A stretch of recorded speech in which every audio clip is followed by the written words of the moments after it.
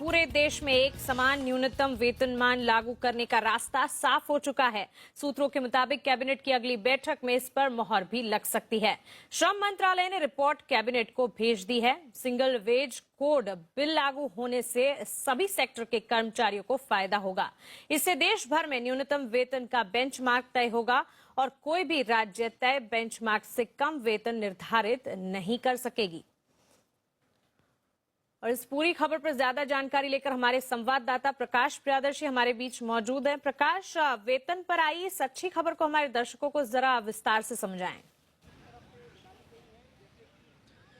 देखिए, veg code bill जिसमें एक प्रावधान है कि देश भर में एक समान न्यूनतम वेतन हो, जो इसका बेंचमार्क है वो सेंट्रल गवर्नमेंट तय करेगी और कोई भी राज्य अपने कर्मचारियों को, चाहे वो प्राइवेट सेक्टर में काम करता हो या गवर्नमेंट सेक्टर में काम करता हो, उस बेंचमार्क से कम वेतन नहीं दे सकते हैं। ये प्रावधान है उस बिल में।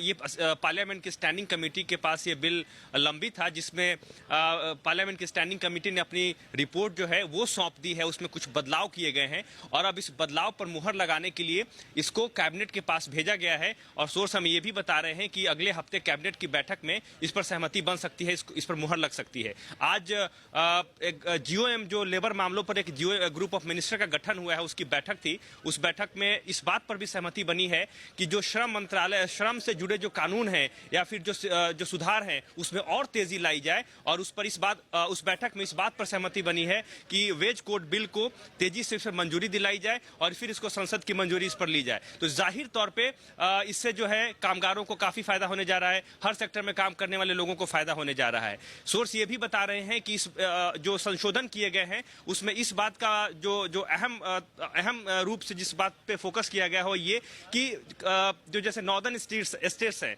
उत्तर पूर्व के राज्यों के लिए एक समान न्यूनतम वेतन फिक्स किया जाए, साउथ के जो राज्य हैं उनके लिए एक समान हो, नॉर्थ के जो राज्य हैं उनके लिए एक समान हो। इससे ये होगा कि अलग अलग राज्यों में जो वहां की जरूरतें हैं, जो महंगाई है, उस हिसाब को ध्यान में रखते हुए न्यूनतम जो वेतन है वो तय किया जाए और फिर उसके बाद इसको देश भर में लागू किया जाए। तो जाहिर तौर पे इसमें हर सेक्टर में काम करने वाले लोगों को इसका फायदा होने जा रहा है।